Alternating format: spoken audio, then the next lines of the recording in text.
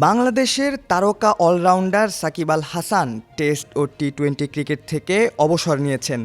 তবে শেষ টেস্ট দেশের মাটিতে নিরাপত্তার অভাবে খেলতে পারেননি। ফলে তার শেষ টেস্ট হয়ে থাকছে গত সেপ্টেম্বরের ভারতের বিপক্ষে খেলা কানপুর টেস্ট।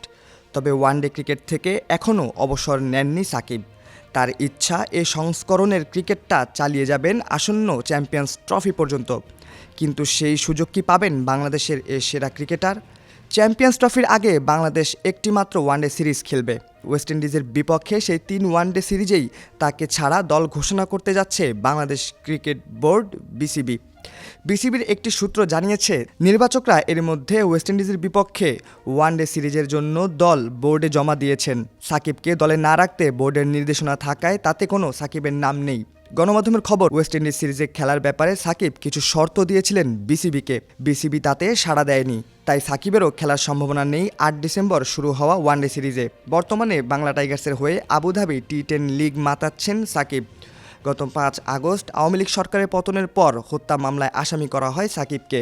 শেয়ার বাজারের কারসাজিতে জড়িত থাকার অভিযোগে সম্প্রতি তাকে 50 লাখ টাকা জরিমানাও করা হয়েছিল তার ব্যাংক হিসাব জব্দ। এ অবস্থায় সাকিব নাকি বিসিবির মাধ্যমে সরকারের কাছে দেশের মাটিতে খেলার স্বাধীনতা, ব্যাংক অ্যাকাউন্ট উন্মুক্ত করে দেওয়া এবং দেশে ফেরা ও বিদেশে যাওয়ার নিশ্চয়তা চেয়েছিলেন। এদিকে বিসিবির একটি সূত্র জানিয়েছে, ক্রিকেটীয় বিবেচনায় সাকিবকে বাদ দেওয়ার কোনো কারণ নেই। বোর্ডের কারণেই গাজী আশরাফ হোসেনের নির্বাচক কমিটি শেষ পর্যন্ত তাকে দলে রাখেনি।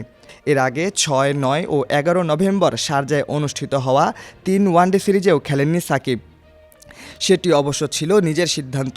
আফগানিস্তান সিরিজের দল ঘোষণার আগে বিসিবির সভাপতি ফারুক আহমেদ চট্টগ্রামে সাংবাদিকদের বলেছিলেন, সাকিব যখন চেষ্টা করেও দেশে শেষ টেস্ট খেলতে পারল না, এরপর থেকে মনে হয় না সে অনুশীলনেও খুব একটা সময় দেবে।